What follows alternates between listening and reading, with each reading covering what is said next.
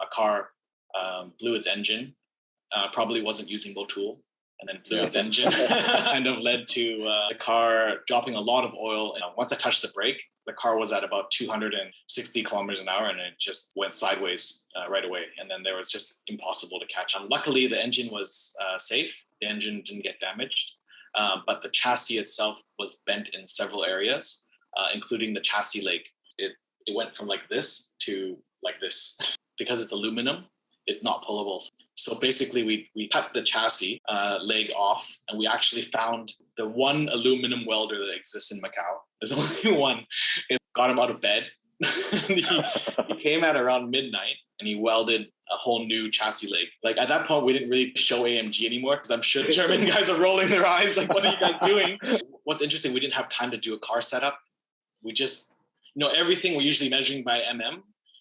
But this time it was like, okay, it looks approximately right. Honestly, a perfect start. I couldn't have executed a better start. And once I got ahead, okay, now I knew it was game change. Like, because I know how to drive Macau. So out of the hairpin, I need a really good exit every time. And then, and just like flat out on the bottom part. And it was always able to maintain a gap. It's frustrating the car behind me for sure. But it kept us in the lead. That were worrying about my smoke out of my car. It's not engine smoke. Actually, it was power steering fluid leaking onto the exhaust, and every time I powered, there was some smoke. You could just feel that release of relief, I guess, and that kind of led to actually my first kind of like tears I've ever had in a race. I've never really I've had a lot of emotion, but that was a special one. So actually, like I think it's quite special because it was Motul's kind of first overall win in the GT. Okay, hello and good afternoon. Welcome to today's Motul Minute media gathering. My name is Adrian. It's a pleasure to be here with you again. We've got some familiar names attending today, I see. So thank you so much for your support. For those joining for the first time, welcome, and I hope you will enjoy today's online gathering. So it's the end of the year, and we thought we'd give you guys a special treat this afternoon. Today, we are thrilled to have with us Darryl O Young, Director of Craft Bamboo Racing and Hong Kong-based racing driver with multiple races and championships to his name. He and his team have won the GT Cup race during the 68th Macau GP several weeks ago, which makes him one of the most successful drivers to have conquered the streets of Macau. We also have with us today Bob Hai, brand communications manager for Motul China, and Joel Ong, motorsport lead for Motul Asia Pacific. As you all know, and as you probably have seen, Motul was one of the main partners for Craft Bamboo Racing during the GP weekend. And so today we get the chance to talk about the partnership and also a little bit more in depth on the race weekend and Darryl's thoughts on what happened over the weekend. But before we get started, I just want to share with you a video produced by the Macau Grand Prix. It's kind of like a recap on what happened over the weekend. So check it out.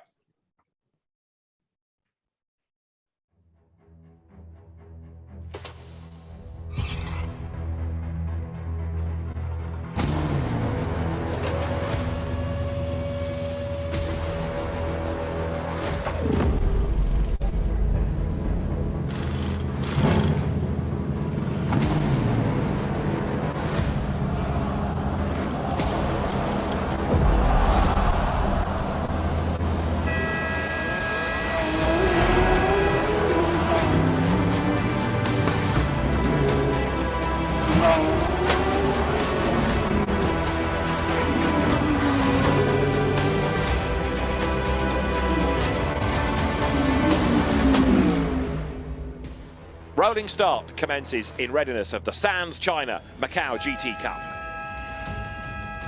Now it is blast off, 1 and 2 on their toes like Alex Imperatori for the third row of the grid, who gets the inside line. He's mugged a row already. He's gone third then. But who's it going to be as the lights pierce the gloom? Is it Porsche? Is it Mercedes? It is Ye Hongli just ahead at the moment with, in second place, Darryl O Young. Law Kai Law doing a good job in third spot as down they come. Darryl O Young hustles the nose of the car towards the apex. Problem for the Lamborghini, the 63 car. Oh, there's the oil, and Darryl O Young catches it. He's in the wall, he's on two wheels. He just misses the stricken car, but that was because he hit the oil. There was no slippery surface flag. The red flag is being shown. The race is suspended. Last year's winner, Ye Hongli, win in that first grid deciding race. Darryl O Young second place, because on the countback he would stay second and therefore he'd be on the front row of the grid. The bigger question really now would be, can you get that car anything like race ready for tomorrow? It is the Sands China Macau GT Cup race. Darryl O Young in a rebuilt car overnight. Is it going to be the fairy tale story, or can Ye Hong Lee make it 2 out of 2? We're about to find out, because we're set to go racing now as they get to the line, and a good start is made by Darryl O Young on the outside line. He crowds the Porsche. He's going to try to go right round the outside. And Darryl O Young on the inside line with his foot nailed to the floorboards is determined to try and squeeze through. Ye Hong Lee gives him racing room, tries to go wide into Mandarin. He does so now, but he's lost the lead. So Brave and Drama behind, 3 into 1, will not go. They squeeze, they crowd, they survive, with Marchie Lee coming off worse and dropping to 6th. Can Darryl O Young build this gap? Ye Hong Lee closing up a little bit, under braking, and now tries to start a move. Ye Hong Lee closing right up at Lisboa. Ye Hong Lee is getting ever more determined, isn't he? We've got 66, which has come to a stop. Darryl O Young covers off the inside line, and Ye Hong Lee closing, under braking, gets into the back of the Mercedes there. Back of Darryl O Young as they come down towards our bend. So the move starts, dives to the inside line. Darryl O Young is feeling the pressure. We've got a safety car being deployed.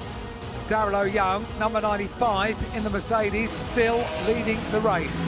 So, racing again, one more lap. Ye Hong Lee comes out of the draft, then on the run down towards Mandarin, but he's not close enough. Darryl O Young looks as though he has secured the lead, and therefore potentially the win in the Macau GT Cup race. Darryl O Young at the last corner, checker flag at the ready, and it is a victory in the Sands China Macau GT Cup 2. Darryl O Young.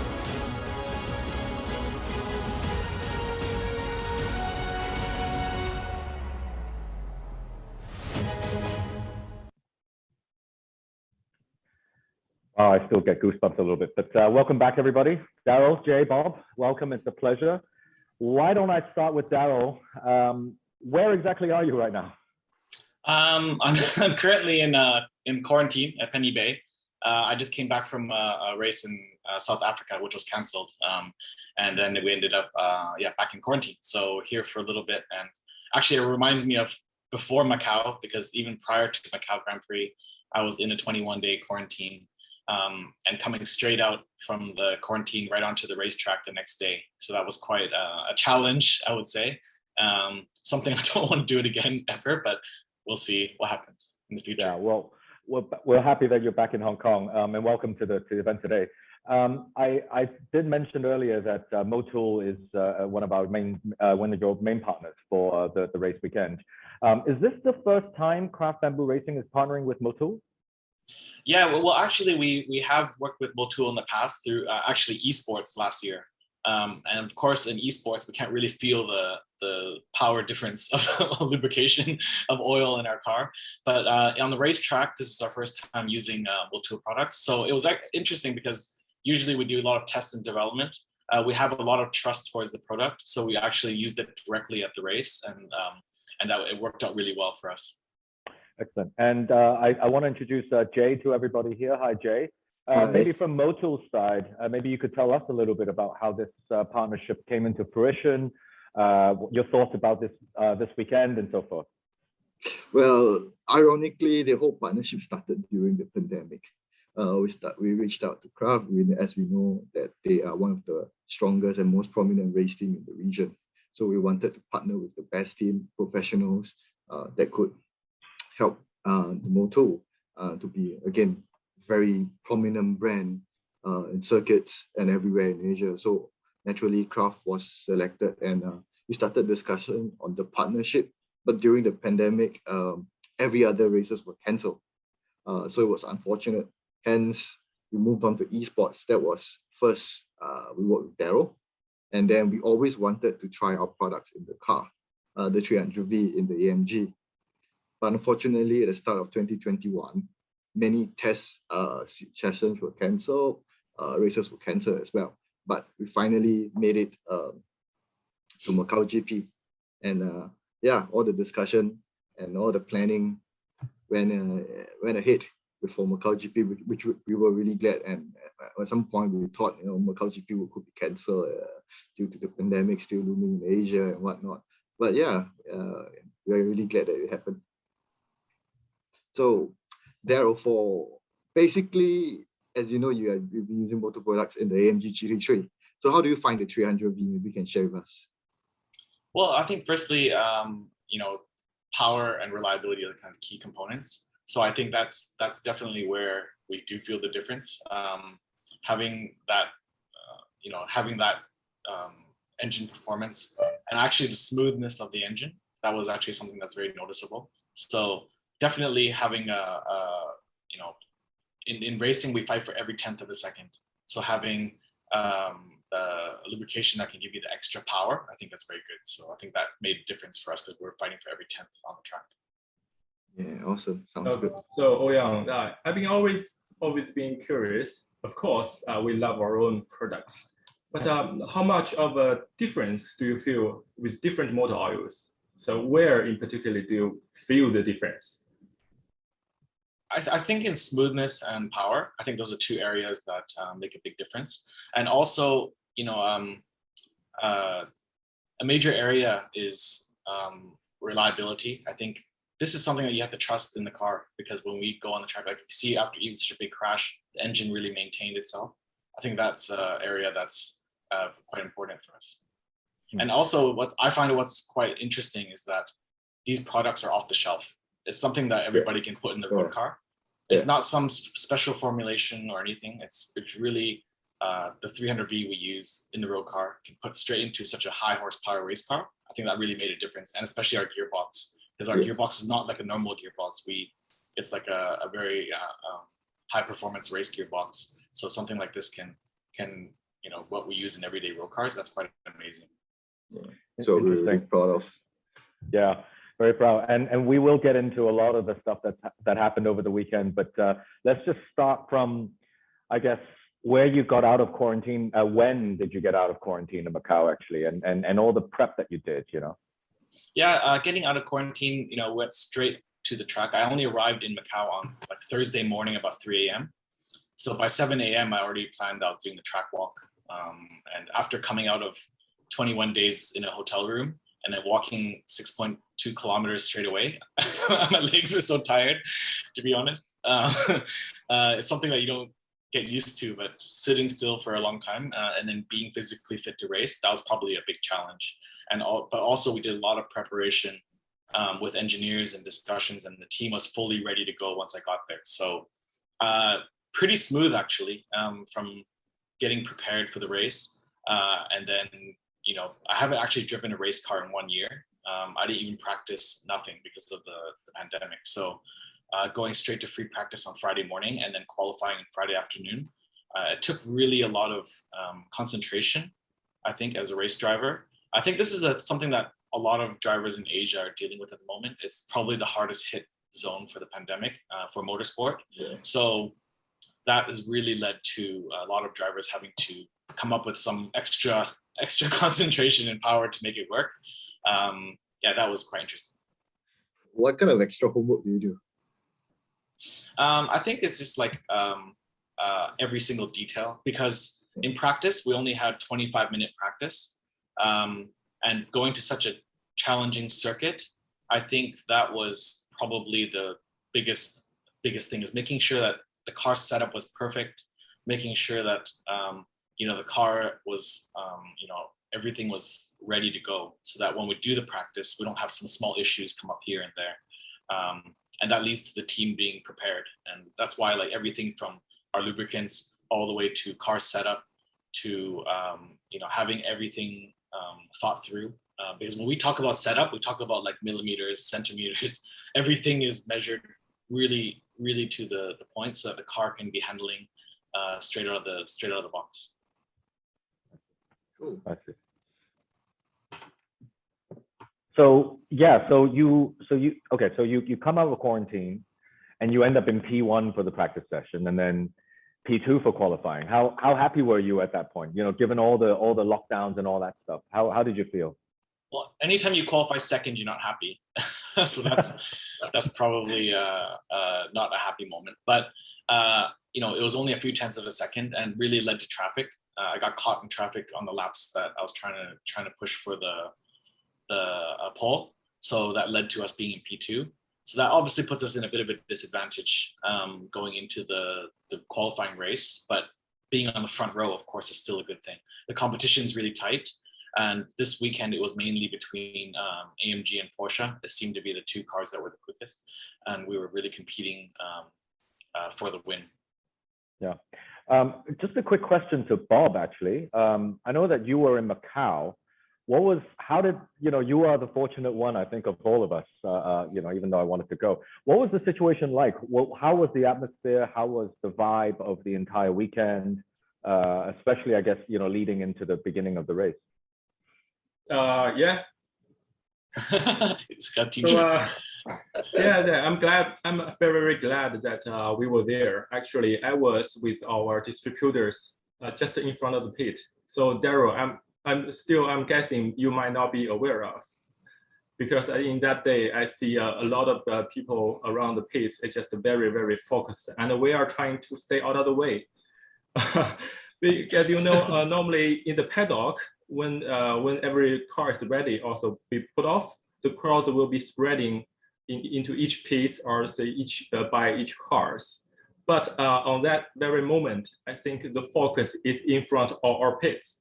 The journalist, the cameraman, and the fans. And I do have to say, you get a lot of fans there. And when your cars are driving out, everybody just been cheering up. So on the contrary, I would have to say, for the team, it must be very, very stressful for everyone, right? Yeah, I mean, before the race, before race one, everything was quite perfect. So the car was quite good. I actually even took you on a tour of the car. Everything looked perfect. And of course, we got to race one, and then we had that crash in race one. That was obviously damaged the car a lot. And that did lead to a lot of stress. And that's probably when you're talking about the stress, because at that moment, it was really a lot of anxiety for the team to kind of work through that. What was your game plan? Like, heading into race one, like, what was your mentality like? I mean, obviously you wanted to, to become first P1 around turn 1, turn 2. But yeah, what was your game plan? Was it like a chess game that we all understand, or is it just sort of like, just floor, pedal to the metal, that sort of thing? Well, in these races, they're sprint races. So in Macau, it's always been a straight like dash to try to win the race. So on the start in the first race, the Porsche had a good jump, and I wasn't able to overtake him. We had probably equal starts, but I wasn't able to overtake him. So that was still a really like back and forth race. He would pull a gap and I would catch up, and it was kind of like we were only within a second apart. And of course, then there was a near probably like just over halfway of the race. Of course, that a car blew its engine. Probably wasn't using Motul, and then blew its engine. And then that kind of led to the car dropping a lot of oil in an area in front. And actually, like, it was very hard to communicate on the radios. We didn't have the full radio system, so it happened right before I got there. So by the time I arrived, there wasn't any slippery surface flags. So there wasn't a warning. I was actually surprised there wasn't those flags. And then once I touched the brake, the car was at about 260 kilometers an hour, and it just went sideways right away. And then there was just impossible to catch it. So when it hit the wall, the car stopped by the side. And before it finished spinning and everything, in my head, it was like the race is over, because that kind of impact generally doesn't recover. Because you could feel, that the car is very bent. So that was a very disappointing moment, even though after the red flag, because I didn't cause the red flag, so I was able to keep my position. But so I finished second, but I was quite disappointed at that time anyway, because I didn't think we would be back on the track. And at that moment, like, thinking about all your sponsors, all your supporters, and everybody that's behind you, to kind of end that way was kind of quite a sad moment, you'd say. Yeah, and the damage looked pretty bad when I was watching it on TV. I mean, how much was there exactly? Like, can you disclose? Well, yeah, after the race, after the race is over, the car's brought back to the garage. The team went to work right away. And first thing is to do is take an analysis. So we had to strip all the parts off the car to really see what's underneath. And luckily, the engine was safe. The engine didn't get damaged, but the chassis itself was bent in several areas, including the chassis leg. And the chassis leg is probably the most important. It went from like this to like this. So one side was shorter. And it being aluminum, it's very hard to, you can't just pull it. Like if it's metal, you can pull it, but steel, but if it's like, because it's aluminum, it's not pullable. So that was kind of like, a lot of engineers, a lot of people were looking from video because nobody can be there. So everybody's looking by video on it and just saying like the chances are quite low, probably about 20 to 30% chance we can make it back to the grid and repair it. At that point, the team had to make a decision if we were going to continue going ahead. And that was probably about 10 p.m. that night already, trying to figure out if how this, it takes some time to get to that point. So the team came up with a game plan and said, look, we're going to try all the way. And that's actually where, it's out of my hands as a team director. It's more in the engineers and mechanics' hands, because they could work all night and get to the race and just not be ready. And at that point, you kind of make a decision. Is it worth such a low percentage chance to fix it? Or do we just fight through and see where we get? And the team decided, let's go for it.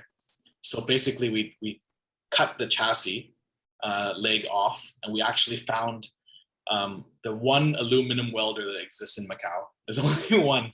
It's really interesting. But yeah, we found him, and we got him out of bed. he came at around midnight, and he welded a whole new chassis leg. Like at that point, we didn't really show AMG anymore, because I'm sure the German guys are rolling their eyes like, what are you guys doing? But we used our own let's say creativity to kind of reattach a new part of the chassis, and that led to getting enough support so that we can have. It takes a lot of weight on that part. It supports the whole front end of the chassis. So that kind of was a critical point to getting us back on track. After that, they just started then assembling and trying to get everything back together, which is probably, at that point I was asleep because I had to go to sleep because to make sure I had enough energy for the race tomorrow if they fix it. But I went to bed not knowing at all if I would be able to race. In Malaysia, we call it a half-cut car. It's like a lot of chop shop to just put parts together and weld them together. It was definitely chop shop. And when I woke up in the morning, I would say that they were, it wasn't looking very good, as in the car was still all apart, because there's so many things to go through each component, making sure that things that are there, like is it okay, and kind of looking through every single part of the suspension, not just the front but the rear also, making sure so we replaced all the dampers, suspension parts, everything on the front end, and then also at that point we realized that even though we re-welded it, the chassis is bent, so like one side is about 5 cm higher than the other side, the way that it hit. So the car wasn't going to be perfect. And actually, by the time that if you try to put all these, because all these parts are all put together with perfection, right? So when you try to fit parts into a bent car, it takes like double the time, because you're trying to make everything fit. You're drilling new holes. You're making everything kind of work. So I think that's probably hard to see from outside, from the from TVs or from news. This is what's going on in reality. And even at 8 in the morning or 9 in the morning, we really had no chance to understand if we'll make it to the end. It was still far apart. And actually, when we put the new radiator in and everything was built, and we were just pouring the coolant into the car, we found that there was a leak in the new radiator. So we had to, this is something that was surprising. And there was a leak in the new radiator, so we had to take everything apart again, which took basically an extra hour and a half at least, and then put the new radiator back, another new radiator back in, and then rebuild everything again. So at that point, I think half the guys were like, I don't know if we can make it now. And everybody was actually quite nervous, but the guys were, you could see the laser focus on the mechanics. And actually, because of the pandemic, we had very little mechanics. we only have 3 mechanics. Normally we have at least a team of 10 people. This time we had maximum 5 people in the team because of the pandemic. So it was 3 mechanics, 1 data engineer, and 1 team manager. So essentially, we were a very narrow kind of crew, and the guys just, you could see laser focus on them. They didn't stop. Like, I hadn't seen these guys stop since the moment that we crashed, and how I was so tired myself going to bed. I can't imagine how these guys were feeling nonstop, going. It's like just intense, really intense. So yeah, long story short, we got to about, that moment Bob was just saying he was watching, and I didn't see anybody because we were just like blocked everybody in our minds. We were just like concentrating. Yeah. I think Darryl, now you are saying it in a very like an easy way, but I think at the side, everyone's got very nervous. Even I think there are, when we almost complete, I think there are only seconds, right? Seconds to entering the race, right? Less than 1 minute. Yeah, all the cars were on the grid, kind of waiting to go to the track, and our car was still in the pit box. So that's why I created quite a big crowd. I think we must have had like, 40, 50 people standing around our pit watching, and the guys were just going intensely. And what's interesting, we didn't have time to do a car setup. We just, everything we're usually measuring by but this time it was like, okay, it looks approximately right. And then everything was, so that was interesting. And then they just dropped the car, and I drove out with like seconds, like probably about, I'd say 20 seconds. So by the time I got to the front of the grid, I basically sat there for a couple of minutes. I didn't even turn the engine off, and then they opened the grid and we went. So it was that tight, and probably most people, unfortunately, most of the media and fans that normally come to the race couldn't be there. But people think, maybe it's an exaggeration, it was seconds, but it was literally seconds before we get out there. So that was a very, very intense moment. And I myself focused, concentrated on what I needed to do. I didn't think about the car, that stuff anymore. I was just thinking, okay, when I go on track, I have to check the car, make sure that everything is good, because the car is obviously, it's a bit of a worry too. Like, as much as the guys tried, is there anything they missed?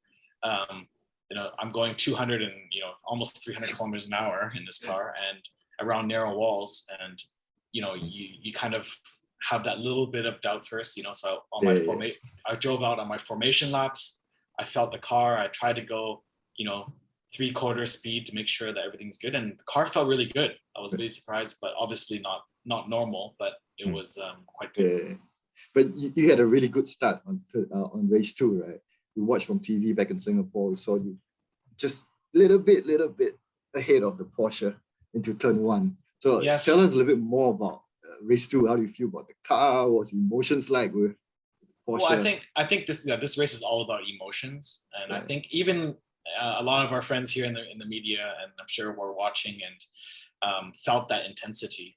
And basically, even on the grid, people were a bit in tears on the grid. And then actually, this is something I didn't really talk about outside too much, but like on the grid itself, there was some worry about some oil they had seen on my car, and some people saw my car was smoking a bit. The worry was that the engine was leaking oil, but actually it wasn't. It was actually a power steering. The power steering was leaking a bit. It was not a lot, but enough that it was creating a bit of an issue. So they examined the car on the grid, and they were considering to take my car off the grid up until 3 minutes before the race start. But they examined it, and then they deemed it was okay and safe, and then they let us race. So people were really like on the edge, even myself. Like, was I going to be on the grid or off the grid? So having these kind of feelings is it's just pure emotion. Everybody had given so much, so I'm really glad that we were able to start the race. And also, at that point, I was just thinking, how will I win this race? Like, I thought about my strategy, and it all came down to the start, just like Jay said now. And the start was a critical moment to try to overtake him on the start. And I thought back to yesterday's start, and I thought back to what areas I needed to change. I changed my strategy on the start. I timed it differently, my momentum and all that kind of stuff. And it worked out to be honestly a perfect start. I couldn't have executed a better start. Like it was just one of those moments where you catch it perfectly, and that led us to overtake him on the start. And once I got ahead, okay, now I knew it was game change. Like because I know how to drive Macau. I don't want to say how old I am, but it's my 17th time racing Macau. So I know that this race was all about strategy now, because I knew my car wasn't fast enough. I was probably about a second off the pace, because the car was turning one way was understeering, turn the other way was oversteer. The car was not perfect. But I knew that on the high speed, the car felt really good. So, and up in the hills of the Gia circuit, many people maybe don't know the circuit, it's quite narrow. But on the top of the circuit, there's not much area to pass. So I was able to kind of rest my tires, kind of take it a bit off the pace so that because when your car is not perfectly set up, it actually hurts the tires. It affects the tires, and this would lead to kind of degradation. So I took it quite easy on the top of the hill, and that's why you see the Porsche was always pressuring me on the hill. But when I got to the hairpin, for the bottom part of the circuit, that's where you can get overtaken. That's the part where they can give you a pressure to overtake, and that's where I focused all my performance. So out of the hairpin, I need a really good exit every time, and then and just like flat out on the bottom part, and I was always able to maintain a gap that could then let me defend into Lisboa. And from that point, then I would kind of repeat that lap in, lap out, and it was frustrating the car behind me for sure, but it kept us in the lead. He looks really upset. Yeah, and for people that were worrying about my smoke out of my car, it's not engine smoke. Actually, it was power steering fluid leaking onto the exhaust, and every time I powered, there was some smoke. So that's where that kind of white smoke was coming from. It was actually from my power steering leaking. It was nerve-wracking watching it from Singapore as well. Yeah, yeah. And then it was even for me, it was a relief to see you finish, and then you crossed the checkered flag. How was it? Like, of course, you were happy, you were excited. Yeah, tell us a little bit about that. I guess it's just the overall relief, and it's not just like that moment from all that drama that happened in the race, but like even like getting to Macau this year was just a lot of things. That it was all quite late to confirm. It was very late to get the car there organized. Like just the whole build up to this event was under pressure.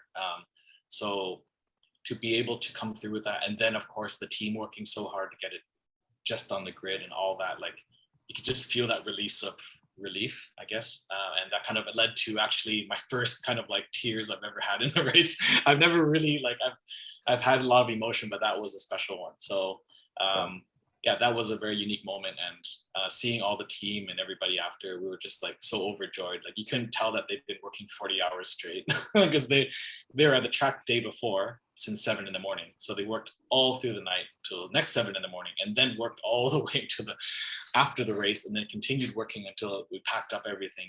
So it was like just straight 2 days of work for those guys. It's insane. It's absolutely insane. I see. I mean, I guess, I think Bob, Jay, any sentiments, any emotions? I'm pretty sure, yeah, just in terms of seeing your car go through the checkered flag. Yeah, obviously as partners with the team, as really proud partners with the team, yeah, we were super excited and we were happy.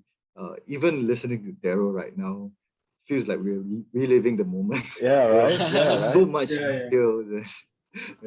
Yeah, actually, like I think it's quite special because it was Motool's kind of first overall win in the GT race in Macau in all these years. And actually, Motool has such a long history, as many people know. Like this year was the 50th anniversary for 300V. That's a long time for a product line. And also Motool itself has been like over 100 years, 100 exactly how many, but way over 100 years, 120 years or something history. So, and it's been in all the most historical races around the world. So to conquer kind of like Asia's most historical race, 68 years of racing, it was really special too to be partners with Motool. We've been to Le Mans, been to Nürburgring, everywhere, but now we've conquered Macau. And I just gotta say thank you so much for trusting Motool for this amazing race at Macau GP. Yeah, it was a pleasure. Yeah, Yes, I think I really love one word in the video, calling it a fairy tale win, right? I think for our corporation, we are also very happy to see this, and one more winning would be such a legendary win. I think you cannot just copy or duplicate one more time, right? Let's not try to duplicate that. But actually, like, I think with it being such a race, like it's a shame because normally media from all around Asia could come to the event and fans. So it was quite, sad that actually a lot of our media friends that we normally see that couldn't be there. So I'd actually love to hear if the media have any questions, because I actually really want to hear what they have to say and what they felt on this event. Yeah, and why don't we do that? So to all our media friends, let's do an open Q&A. Let's keep it nice and casual and natural. Housekeeping, because we've got a lot of people here. Just have a look at the bottom of your banner, of the Zoom banner. You should see reactions. Click on it, and then you should see raise hand. So once you click on raise hand, our moderator will be able to let you in and then unmute you, and then you can ask your questions. Okay. But yeah, any thoughts, any questions?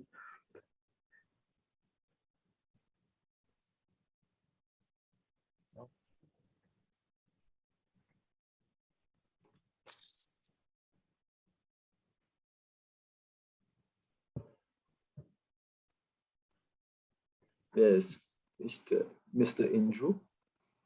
Hello. Can you hear me? Yes, Andrew. Very well. So, yeah, I mean, just addressing what you asked about the media. I'm not too familiar with what you guys do, but I was like heart in my mouth, the whole day. So really a big congrats to you. I'm just wondering the kind of mentality you had. So there were a lot of emotions, obviously for the basically 48 hours straight for you and your team, but did you kind of had to block that out in the final race, or did you use that as motivation? Like, what was going through your mind? Because it was just like obstacle after obstacle, and at the end I was like, how is he possibly going to be able to do this? No, it's great. I don't know how it did it. I think definitely emotion kind of spurred it along. I would say it gave it, like, we always give it our maximum as a driver. You always do, but somehow there's this extra kind of push to win this race. Like, I gotta do it for the team. I think that really, it did lead a lot to that. I think before the race, I was trying to stay calm. Of course, we had to deal with so many so many small things come up, and a lot of the times I'm involved with those discussions as well, like in terms of electronics or the car, checking the gearbox, checking the car engine. Like, we had such a small team, so everybody had to pitch in. So normally, like, I would just go home and relax, but I was there till like probably around 1 a.m. with the team, because just to make sure that I could help in any way I could. But we tried to stay calm. Everybody stayed composed. Nobody kind of flipped out, like, in terms of like, we can't do this, how are we going to overcome this? Like, everybody just kind of focused in. I think that kind of moment is what is quite important. I think everybody just being focused and calm. And I'd probably say the last 1 hour was probably the least calm, because everybody was just, it was like so down to the wire. I think everybody was just, we were worried about mistakes or things. So we're trying to have people double checking things and making sure everything was done correctly.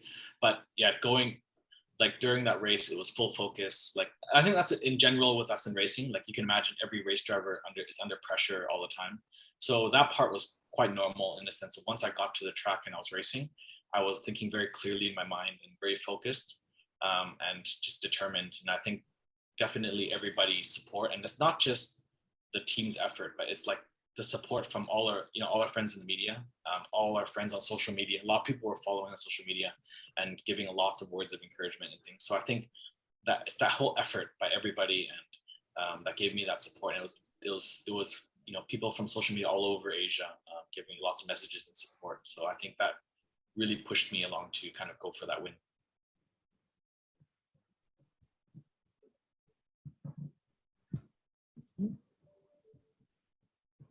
Any other questions?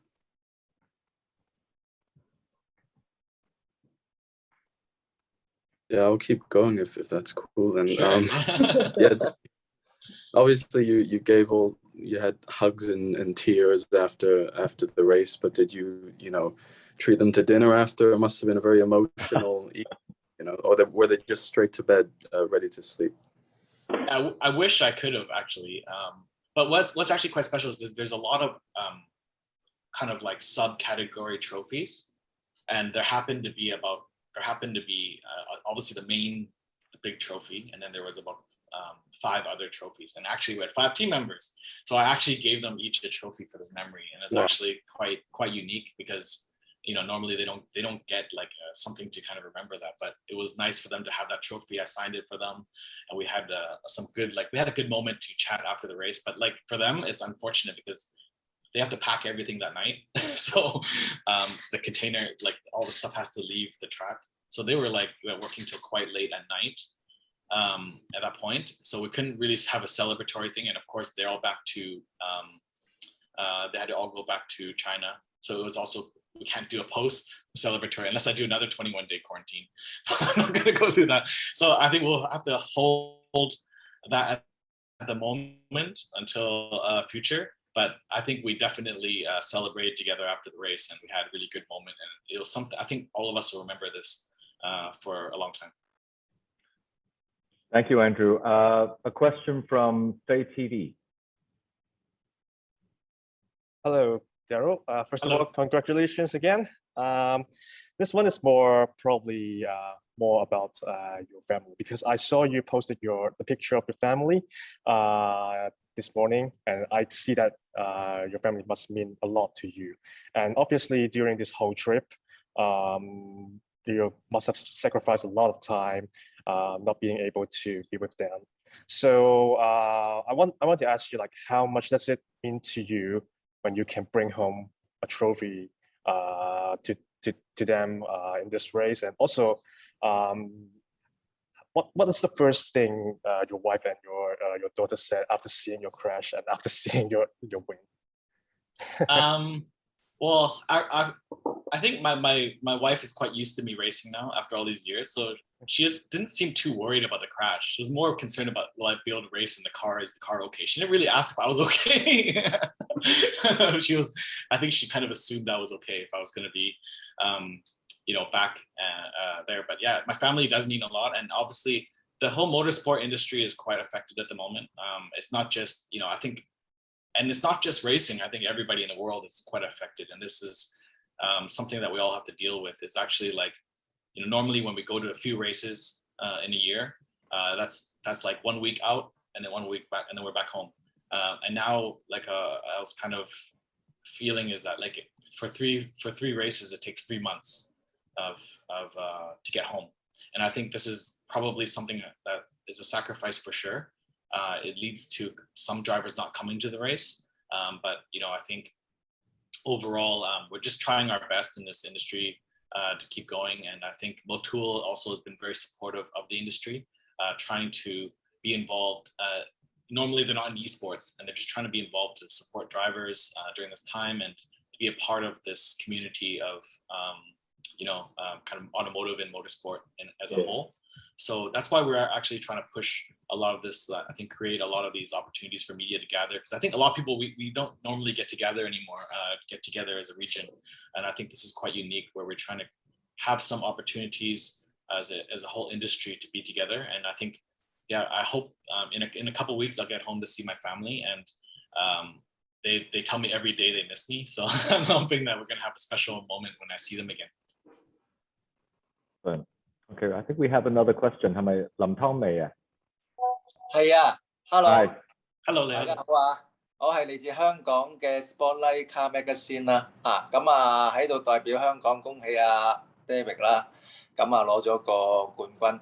咁其實我想有2個問題嘅，咁因為我哋本身咧玩車咧對偈油咧都非常之着重嘅，咁我想問下咧，其實一般嘅偈油都係喺10-60嗰個範疇裏邊㗎啦，咁但係你哋去鬥呢啲澳門嘅賽車嘅時候咧，今次 Mojo 俾你嘅賽車偈油咧喺油溫同埋嗰個流速上邊咧，係咪你一個奪冠嘅關鍵咧 ？Adrian, you want to translate for the group? Yeah, just Salam's question relates to motor oil and temperatures, and how Motil's the motor oil product has in terms of differences and comparisons in terms of temperature use and all that. Yeah, I think we always aim for optimum temperature. This week in Macau, it was not something that challenged those temperatures a lot, as in it was kind of the perfect weather for races. So the cars usually are like our coolers, our oil coolers, they're all like built for a lot of, like there's a lot of room. Let's say sometimes when it gets like up to 40 degrees in outside temperature, ambient, then it really pushes the limit of the car temperature. I would say that in this weekend, it wasn't tested, as in like, we didn't have to push to the limit of the oil. So this is something that, I'm glad, because I trust that Motul can handle the performance, but at the same time, we don't want to have to test that limit so much. But overall, the engine performance ran flawlessly all weekend. As I said before, we didn't have an opportunity to do intense testing on it. And with the first time for us as a team using the oil, it was immediately like, everything ran perfectly. The gearbox was so smooth. The car itself ran flawlessly, and the engine temperatures actually maintained really well. And actually, because the temperature was so good on the engine, we actually were like blanking a lot. Like we actually used, if you actually look at pictures of our car, we have a lot of tape on the front, and we're actually trying to bring more temperature to the oil coolers and engine just to get the optimum temperatures. So I hope that's okay if I answer, because of the I use the Cantonese to speak again, but maybe 你明唔明白嗰個？唔緊要嘅，we can also 我哋可以之後我哋提供即係我再多少少答案啦，係啦。Thank you. We have a question from Korea. Hello. Yes. Hello. Mr. Lee Sang-jae from Right Magazine Korea has a question for you, sir. Let me just get into the question. Just give us 1 second. Sure. So I know that a lot of other people have made questions about the race itself. So I want to ask about the Motul itself. And when you're using Motul product during the race, when is the most satisfying moment? When was your most satisfying moment while using Motul product? And when you compare this Motul brand with other brand products, what is the biggest, if you were to choose one biggest difference? We always look at the most important thing for any team. Of course, reliability is always a big part, but if it's one word, it's performance. We as race drivers, and as a team, we look for every advantage we can. And one thing that's not controlled by the organizers is lubricant. We can use any lubricant we choose in the engine and the gearbox. So firstly, reliability, of course, and that's actually usually more in endurance racing. When we do endurance races, the reliability is a major factor if you're doing like 24-hour races. But of course, even sprint races, it's a very big factor because the engine's still running at a very high performance level. Like I said, the cars are going at 280 kilometers top speed in the streets of Macau. So I think the main thing for us is performance, to look for that extra power benefit.